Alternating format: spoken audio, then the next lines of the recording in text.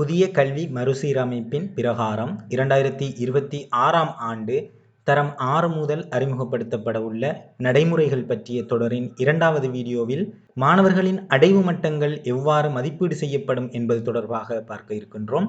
இங்கு மதிப்பீடுகள் அனைத்தும் மொடியூல்களை அடிப்படையாக கொண்டே நடைபெறும். மொடியூல்கள் பற்றிய விளக்கங்கள், பாடங்களுக்கான கிரெடிட்டுகளின் எண்ணிக்கைகள் போன்ற விடயங்கள் இதற்கு முன்னைய வீடியோவில் பதிவிட்டிருக்கின்றேன். அவற்றை பார்த்து கொள்ளுங்கள். முன்னைய வீடியோவின் லிங்க் டிஸ்கிரிப்ஷனில் பதிவிட்டிருக்கின்றேன்.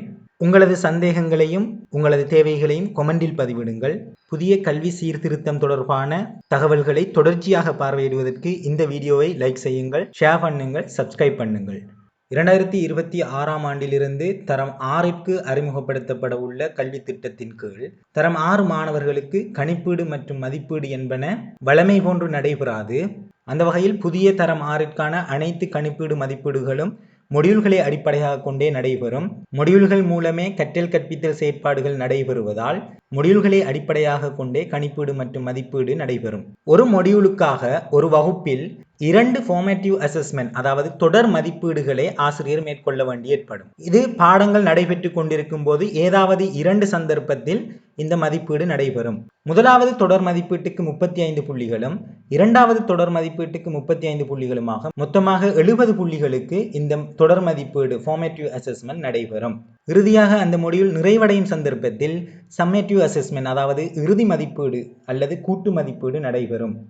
எனவே ஒரு மொடியூலுக்கு அந்த மொடியூலுக்கான கற்றல் கற்பித்தல் செயற்பாடு நடைபெற்று கொண்டிருக்கும் போதே 2 மதிப்பீடுகள் நடைபெறும். அந்த மதிப்பீடுகள் தொடர் மதிப்பீடு எனப்படும். அது குறித்த அலகுகளிலே நடைபெறும். எந்த அலகில் அந்த தொடர் மதிப்பீடு நடத்த வேண்டும் என்பது தொடர்பாக ஆசிரியர்களுக்கு ஆசிரியர் வழிகாட்டியில் குறிப்பிடப்பட்டிருக்கும். வேண்டுமானால் ஆசிரியர்கள் அந்த அலகு இல்லாமல் வேறொரு அலகில் கூட இந்த தொடர் மதிப்பீட்டினை நீங்கள் திட்டமிட்டு நடத்த முடியும். எனினும் அதனை திட்டமிடுவதில் உங்களுக்கு சிரமங்கள் ஏற்படுமாயின் ஆரம்ப கட்டத்தில் ஆசிரியர் வழிகாட்டலில் தரப்பட்டுள்ள அதே தலைப்புகளில் நீங்கள் இந்த தொடர் மதிப்பீட்டை மேற்கொள்வது இலகுவாக இருக்கும். இதன் பின்னர் மொடியூல் கற்பித்து நிறைவடைகின்ற போது இறுதி மதிப்பீடு நடைபெறும். இறுதி மதிப்பீட்டுக்கான புள்ளி 30 புள்ளி வழங்கப்படும். எனவே தொடர் மதிப்பீட்டுக்கான புள்ளிகள் 35 ஆக 70 புள்ளிகளும், இறுதி மதிப்பீடு ஒன்றுக்கு 30 புள்ளிகளாகவும் மொத்தமாக 100 புள்ளிகள் மாணவர்களுக்கு ஒரு மொடியூலுக்காக வழங்கப்படும். இது ஒரு மொடியூலுக்கானது. சில பாடங்கள் 2 மொடியூல்களை கொண்டிருக்கும். எனவே 2 மொடியூல்களை கொண்டுள்ள பாடங்களுக்கு இதே போன்று 2வது மொடியூலுக்கும் இவ்வாறான ஒரு மதிப்பீடு நடைபெற வேண்டும்.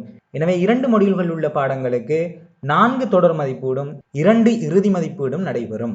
3 கிரெடிட் உள்ள பாடங்களுக்கு 3 மொடியூல்கள் இருக்கும். எனவே 3 மொடியூல் உள்ள பாடங்களுக்கு இதே போன்று தொடர் மதிப்பீடு 6ம் இறுதி மதிப்பீடு 3ம் நடைபெறும். எனவே ஒவ்வொரு மொடியூலுக்கும் 2 தொடர் மதிப்பீடும் 1 இறுதி மதிப்பீடும் நடைபெற வேண்டும். இப்போ நாங்கள் ஒரு மொடியூலுக்கான புள்ளிகள் எவ்வாறு வழங்கப்படும் சொல்லி பார்க்கலாம். முதலாவது, ஒரு கிரெடிட் உள்ள சப்ஜெக்டுக்கு ஒரு மொடியூல் இருக்கும். எனவே ஒரு மொடியூலுக்கான மதிப்பீடுகளை எவ்வாறு மேற்கொள்ள வேண்டும் என்றால் 3 பரீட்சைகள் நடைபெறும். பாருங்கள், முதலாவது இங்க AP1 என்று குறிக்கப்பட்டிருக்கிறது, அசஸ்மெண்ட் பாயிண்ட் 1, அதாவது தொடர் மதிப்பீடு 1. அதே போன்று AP2 என்று சொல்றது அசஸ்மெண்ட் பாயிண்ட் 2, தொடர் மதிப்பீடு 2. அதே போன்று அசஸ்மெண்ட் பாயிண்ட் 3, இது இறுதி மதிப்பீடாக காணப்படும். ஆகவே ஒரு மொடியூலுக்கு 2 தொடர் மதிப்பீடும் 3வது இறுதி மதிப்பீடும் நடைபெறும். தொடர் மதிப்பீடு 2க்கு 35 புள்ளிகள் வீதம் வழங்கப்படும். இறுதி மதிப்பீடுக்கு 30 புள்ளிகள் வழங்கப்படும். மொத்தமாக 100 புள்ளி. இவ்வாறு ஒரு மொடியூலுக்கு 3 பரீட்சைகளும் நடைபெற்று அதன் பின்னர் அதன் மொத்த புள்ளி பெறப்படும். மொத்த புள்ளி 100க்கு எத்தனை என்று பெறப்படும். அந்த பெறப்பட்ட புள்ளிக்கான மாணவர்களது தரங்கள் வழங்கப்படும். A அல்லது B, A-, B- என்று சொல்லி மாணவர்களுக்கான தரங்கள் வழங்கப்படும். அதே போன்று தரங்களுக்கான GPV, கிரேட் பாயிண்ட் வேல்யூ வழங்கப்படும். அதன் பின்னர் அதிலிருந்து GPA கணிக்கப்படும்.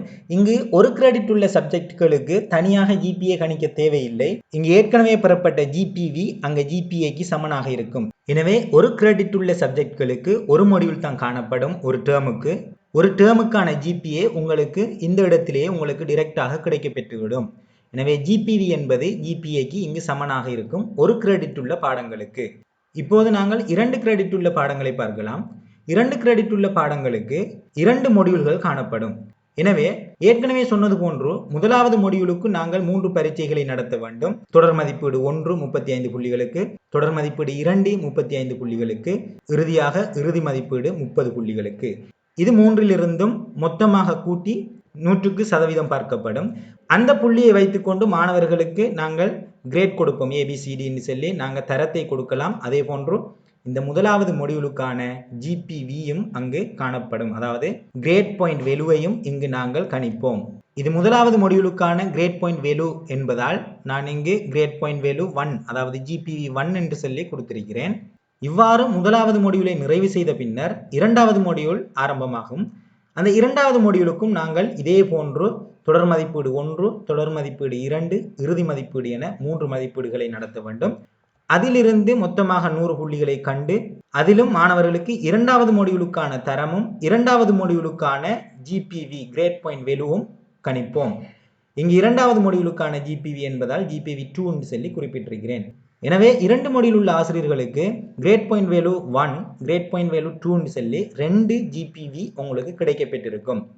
இது ரெண்டையும் வச்சுக்கொண்டு நீங்கள் அந்த டேர்முக்கான சராசரி கிரேட் பாயிண்டை காண வேண்டும். அந்த சராசரி கிரேட் பாயிண்ட் தான் கிரேட் பாயிண்ட் எவரேஜ் என குறிக்கப்படும். எனவே 2 மொடியூல் அல்லது 3 மொடியூல் உள்ள பாடங்களுக்கு ஜிபிஏ கணிக்க வேண்டிய அவசியம் இங்கு காணப்படும்.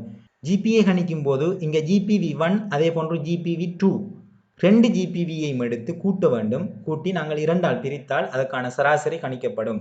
இதுவே இந்த பாடத்திற்கான ஜிபிஏ கிரேட் பாயிண்ட் எவரேஜாக இருக்கும். எனவே 2 கிரெடிட் உள்ள பாடங்களுக்கு 2 மொடியூல்கள் காணப்படும். 2 மொடியூல்களுக்குமான 2 ஜிபிவி கணிக்கப்பட்டு அந்த 2 ஜிபிவியிலும் இருந்து பொதுவான ஒரு ஜிபிஏ கணிக்கப்படும். இது ஒரு டேர்முக்கான முழுமையான செயற்பாடாக இருக்கும் 2 கிரெடிட் உள்ள பாடங்களுக்கு. அடுத்ததாக 3 கிரெடிட் உள்ள பாடங்களை நாங்கள் பார்க்கலாம். உங்களுக்கு தெரியும் 3 கிரெடிட் உள்ள பாடங்களுக்கு 3 மொடியூல்கள் இருக்கும். எனவே நீங்கள் 3 மொடியூல்களுக்கும் 3 தடவை இந்த செயற்பாடை செய்ய வேண்டியிருக்கும். அதாவது மொடியூல் 1க்கு நீங்கள் 3 பரீட்சைகள் நடத்த வேண்டும். தொடர் மதிப்பீடு 1, தொடர் மதிப்பீடு 2, இறுதி மதிப்பீடு 3ஆவதாக நடைபெறும். அதிலிருந்து ஜிபி 1 பெறுவீர்கள். முதலாவது மொடியூலுக்கான கிரேட் பாயிண்ட் வேல்யூ பெறுவீர்கள். அதன் பின்னர் மொடியூல் 2க்கான அதாவது இரண்டாவது மொடியூலுக்கான தொடர் மதிப்பீடு 2ம் இறுதி மதிப்பீடு நடைபெற்று அதிலிருந்து இரண்டாவது மொடியூலுக்கான ஜிபிவியை பெறுவீர்கள். அதாவது கிரேட் பாயிண்ட் வேல்யூவை பெறுவீர்கள். அதே போன்று 3வது மொடியூலுக்கும் நீங்கள் இதே போன்று பரீட்சை நடத்தி அங்கும் தொடர் மதிப்பீடு 1, தொடர் மதிப்பீடு 2, இறுதி மதிப்பீடு என 3 மதிப்பீடுகளுக்கும் புள்ளிகளை வழங்கி 3வது மொடியூலுக்கான கிரேட் பாயிண்ட் வேல்யூவை நீங்கள் பெற்றுக்கொள்வீர்கள். எனவே 3 மொடியூல் உள்ள பாடங்களுக்கு 3 கிரேட் பாயிண்ட் வேல்யூ உங்களுக்கு கிடைக்கப்பெறும். ஒரு டேர்ம்லே உங்களுக்கு 3 ஜிபிவி கிடைக்கப்பெற்றிருக்கும். இந்த 3 ஜிபிவியிலும் இருந்து நீங்கள் ஜிபிஏ கிரேட் பாயிண்ட் எவரேஜை கணிப்பீர்கள். இங்கு முதலாவது மொடியூலின் ஜிபிவி, இரண்டாவது மொடியூலின் ஜிபிவி, 3வது மொடியூலின் ஜிபிவி 3ஐயும் கூட்டி 3ஆல் வகுத்தால் உங்களுக்கான கிரேட் பாயிண்ட் எவரேஜ் ஜிபிஏ கிடைக்கும். எனவே 3 கிரெடிட் உள்ள பாடங்களுக்கு இவ்வாறு தான் ஜிபிஏ கணிக்கப்படும். இப்போது உங்களுக்கு 1 கிரெடிட், 2 கிரெடிட், 3 கிரெடிட் என எத்தனை கிரெடிட் இருந்தாலும் உங்களுக்கு அதற்கான ஜிபிஏ கணிக்கும் முறையை விளங்கி இருப்பீர்கள். தரம் 6இல் உள்ள மாணவர்கள் மொத்தமாக 20 பாடங்களை தெரிவு செய்ய வேண்டும் என இதற்கு முந்தைய வீடியோவில் நான் குறிப்பிட்டிருந்தேன்.